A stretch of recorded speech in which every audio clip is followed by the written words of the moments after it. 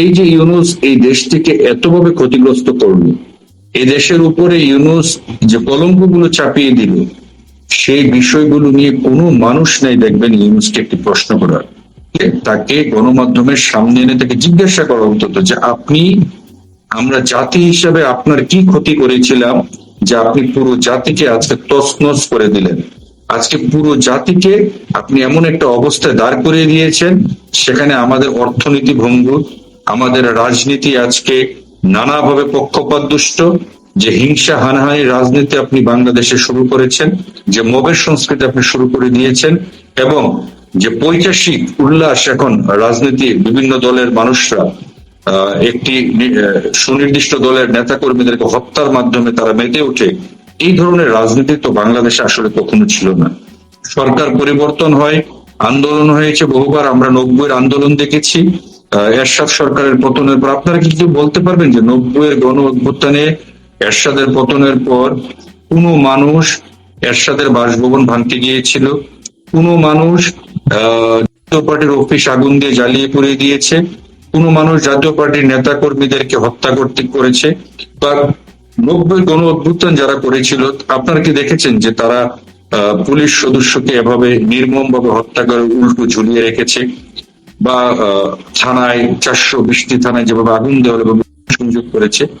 তা আন্দোলন যদি হয় ধ্বংস, আন্দোলন যদি হয় মানুষ হত্যা, আন্দোলন যদি হয় বিরোধী মতের মানুষকে আপনার বিনা বিচারে কারাগারে আটকে রেখে দিনের পর দিন, মাসের পর মাস, বছরের পর বছর নির্যাতন করা, এবং এই আন্দোলনগুলোতে যে মাত্রায় আমরা সহিংসতা দেখেছি, এবং এই ইউনূসের এই মেটিকুলাস ডিজাইনের যে আন্দোলন, সে আন্দোলনে আমরা প্রায় $350 মিলিয়ন যে বিনিয়োগ করা হয়েছে যে আন্দোলনের সরকার, সেগুলো কিন্তু আজকে জাতির সামনে সুস্পষ্ট। এই বিষয়গুলো নিয়ে আপনারা দেখেছেন এই নরপিচাস ইউনূসকে কিন্তু কেউ কিন্তু একটি শব্দ করছে না। যে ইউনূস আমাদেরকে আমেরিকার কাছে যে ভাবে আমাদেরকে শৃঙ্খলাবদ্ধ করে গেলেন, এবং যে চুক্তির মাধ্যমে, যে এনডিএ নন ডিসক্লোজার এগ্রিমেন্ট, যেটা গত ফেব্রুয়ারি 9 তারিখে তিনি অনেকটা গোপনেই তিনি এই চুক্তিটি করেছেন, এবং যার যে চুক্তির করাল গ্রাসে আজকে বাংলাদেশের অর্থনীতি বিপর্যস্ত। দেখেন, আমি এই চুক্তির মানে বেসিক কিছু জিনিস আসলে মানুষের, আপনাদের দর্শকদের উদ্দেশ্যে আসলে তুলে ধরছি। প্রথমত, যে আমরা বিশ্বের কোন দেশের সাথে আমরা বন্ধুত্বপূর্ণ সম্পর্ক করতে পারবো না যদি ওই দেশের সাথে ইউএস এর শত্রুতামূলক সম্পর্ক থাকে।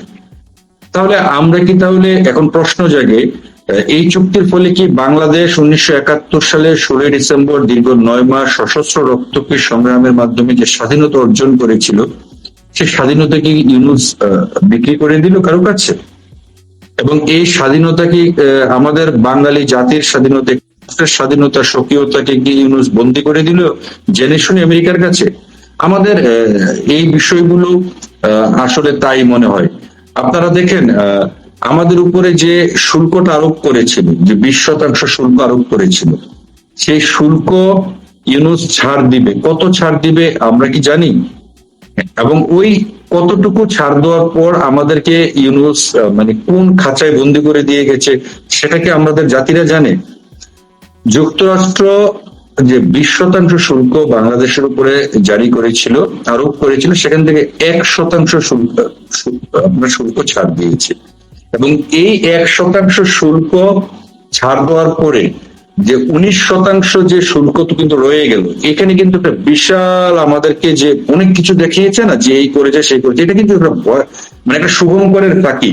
ওই 1% ছাড়ের পিছনে রয়েছে আপনার আমাদের সবচেয়ে, আমাদের স্বাধীনতা হারানোর বিষয়টা রয়েছে, আমাদের জাতীয় নিরাপত্তা সেটা বিঘ্নিত হবার বিষয় রয়েছে, এবং সবচেয়ে বড় যে ঝুঁকিটা তৈরি হয়েছে, যে রাষ্ট্র হিসাবে যে আমরা যে সিদ্ধান্তগুলো নিতে পারবো, সেই সিদ্ধান্ত আমরা এখন আর নিতে পারবো না। অর্থাৎ আমেরিকার পারমিশন ছাড়া আমরা কোন ধরনের বাণিজ্য চুক্তি বলেন বা কোনো কিছু বলেন আমরা করতে পারবো না। এবং সবচেয়ে বড় বিষয়টা দেখেন, আমেরিকা যাকে নন কান্ট্রি বা বাজার অর্থনীতির দেশ হিসেবে স্বীকৃতি দেয় না, সেই সব দেশগুলোকেও কিন্তু বাংলাদেশ ওই মানে আমেরিকার সাথে যার বাণিজ্য নাই, মানে নন মার্কেট কান্ট্রি, ওই নন মার্কেট কান্ট্রি গুলোর সাথে কিন্তু আমরা কোনো ধরনের দ্বিপক্ষীয় চুক্তি বা বাণিজ্য আমরা চুক্তি কিন্তু করতে নিতে পারবো না। পারি। এই পারমাণবিক যে বিদ্যুৎ কেন্দ্রটি রয়েছে, এখন এই পারমাণবিক বিদ্যুৎ কেন্দ্র কিন্তু চালাতে আমাদের ইউরেনিয়াম লাগবে। এখন এই যে এনডিএ চুক্তির ফলে যেহেতু আমেরিকার সাথে যেসব দেশের শত্রুতাপূর্ণ সম্পর্ক রয়েছে, আমরা যদি অন্য কোনো দেশ থেকে ইউরেনিয়াম বলেন, পারমাণবিক চুল্লি অথবা আপনার জ্বালানি রড সমৃদ্ধ ইউরেনিয়াম যদি আমরা কিনতে যাই, তখন কি হবে? যুক্তরাষ্ট্রের পারমিশন লাগবে। তাহলে আমরা কি আমাদের যে রূপপুর পারমাণবিক বিদ্যুৎ কেন্দ্রটি কি আমরা আসলে চালু করতে পারবো? সেখানে কি আমেরিকা কোনো বাধা হয়ে দাঁড়াবে কিনা, সেটা সরকার কিন্তু আমাদের কাছে সুস্পষ্ট করবে বলে আমি মনে করি। অলরেডি এই চুক্তি বাস্তবায়ন কিন্তু করে ফেলেছে এবং চুক্তির আওতায় অনেক পণ্য কিন্তু বাংলাদেশে এসেছে এবং বাংলাদেশের মার্কেটে এখন এই পণ্যে সয়লাভ।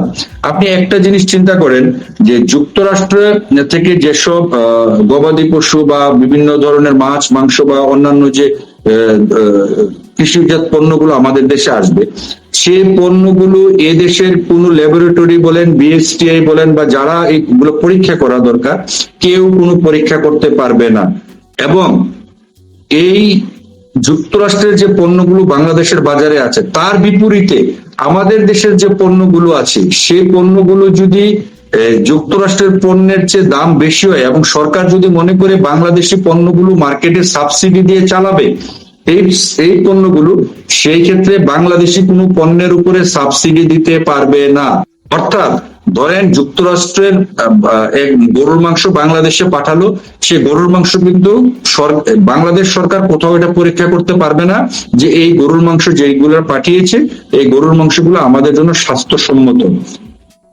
বাংলাদেশে এখন ধরেন গরুর মাংসের কেজি 800 টাকা, যুক্তরাষ্ট্রে যদি গরুর মাংসটা আমাদেরকে দিচ্ছে, ধরেন আমরা 600 টাকায় বাজারে যুক্তরাষ্ট্রের গরুর মাংসটা পাচ্ছি, তো আমাদের গরুর মাংস হচ্ছে 800 টাকা।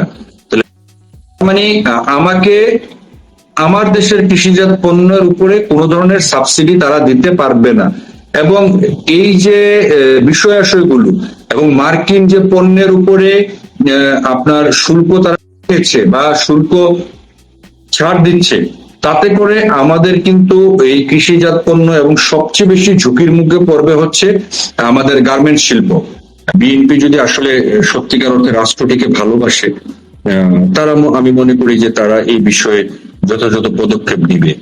যখন বলতো যে সবার আগে বাংলাদেশ, সেই সময় আমি একমাত্র প্রশ্ন করেছিলাম বা জনগণের দর্শকদের সামনে উপস্থাপন করেছিলাম যে সবার আগে বাংলাদেশ কেন বলে? শেখ হাসিনা তো বলে সবার আগে আমার দেশের জনগণ, কিন্তু সে কেন জনগণের কথা বলে না? কে কখনো বাংলাদেশের জনগণের চিন্তা করে? সবার আগে বাংলাদেশ বলতে বাংলাদেশের জনগণ হয়তো ছিল, এখন জনগণকে কি দাস বানানোর জন্য সবার আগে বাংলাদেশ কিনে, সেটা ভেবে দেখার বিষয়। তবে সুস্থ ধারার রাজনীতির চর্চা হোক, সেটাই আমরা প্রত্যাশা করি। আমরা মনে করি যে অপসংস্কৃতি, অপরাজনীতি, মবের রাজনীতি, কাউকে ধ্বংস করার রাজনীতি, সেগুলো থেকে সকলকে দূরে সরে আসা উচিত। এবং এই জিনিসগুলো যদি আপনারা মানে কন্টিনিউ করেন, সেক্ষেত্রে আপনাদের একটা জিনিস মনে রাখতে হবে যে এই অবস্থা একদিন আপনাদেরও পড়তে হবে। তখন কিন্তু আপনার দলের সাধারণ নেতা যে মির্জা ফখরুল ইসলাম আলমগীর এত দীর্ঘ সময় লড়াই করে দলের একটা মানে মন্ত্রী হওয়ার জন্য তিনি জীবন উৎসর্গ করে দিয়েছেন, কত মানে কান্নাকাটি, এখন নাকি তিনি পদত্যাগ করবেন, এটা কি সত্যি? নাকি যে আমাকে মানে ইউনূসের মতো আমাকে কেউ ভালোবাসে কিনা দেখি? না, এটা আমরাও শুনতে পাচ্ছি, হয়তো এটার ভিতরে কোনো রহস্য আছে, সে রহস্যটা হয়তো তারাই বলতে পারবেন, এটা তো আমরা সাধারণ মানুষ হিসেবে বলতে পারছি না। তবে আমরা এতটুকু বলতে পারি, যেটা হচ্ছে যা হচ্ছে তা ভালো হচ্ছে না, যা ঘটছে তা ভালো কিছু ঘটছে না, এবং ভবিষ্যৎ ভালো কিছু ঘটবে বা ভালো কিছু হবে, আমরা সে ধরনের কোনো ইশারা ইঙ্গিত কিন্তু আমরা দেখতে পাচ্ছি না। এবং যদি তা না হয় এবং দ্রুত যদি রাজনৈতিক পরিবেশ এবং সরকার যদি মনে করে যে সবার আগে বাংলাদেশ, এখন বাংলাদেশ মানুষকে ট্রল করছে যে বিদ্যুৎ শেষ হয়ে হারিকেনের যুগে প্রবেশ করেছে, শেখ হাসিনা যদি আমেরিকার সাথে নর্মাল একটা আপনার বাণিজ্য চুক্তি করতো, সেটা নিয়ে কত কিছু হতো। কারণ যাকে দেখতে নারী তার চলন বাঁকা, কথা আছে না?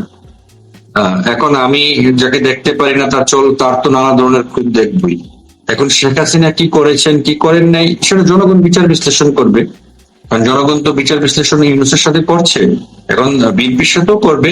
আওয়ামী লীগের 15-16 বছর শাসনামল বিএনপির চেয়ে ভালো কি ছিল না খারাপ ছিল সেটা জনগণ বিশ্লেষণ করবে। তবে বিএনপি যদি মনে করে যে তারা দীর্ঘস্থায়ী বা মানে দীর্ঘদিন রাষ্ট্রীয় ক্ষমতা ভাবে শান্তিপূর্ণভাবে সেটা থাকতে, আমার কথাটা বোঝার চেষ্টা করেন, সেটা হচ্ছে বাংলাদেশে কি হামলা করা বাকি রাখতো কারোর জন্য স্বজন প্রীতি দেখিয়ে?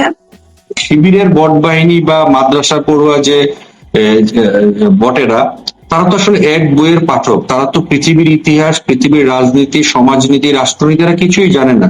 তো এরা যা জানে না সেটা নিয়ে তো এরা আসলে ওই কুতর্কই করবে। তো এদের কথার আসলে জবাব দেওয়ার কিছু নেই। কারণ হচ্ছে মসজিদে নামাজ পড়িয়ে আর মাদ্রাসা শিক্ষিত হয়ে যদি রাষ্ট্র তো পরিচালনা করা সহজ হতো হামলা করতো তাহলে তাহলে আজকে দেশের পরিস্থিতি আরো কত খারাপ হতো। তখন বুঝতো যে শেখ হাসিনা তো কাজটা ভুল করছেন, শেখ হাসিনা এটা করে নাই বিধায়ী তারা কি প্রশ্ন করে যে 17 বছর কোথায় ছিলেন, কেন দেশটা ওইটাই। আমেরিকার হাতে তুলে দিলেন না, এটাই তাদের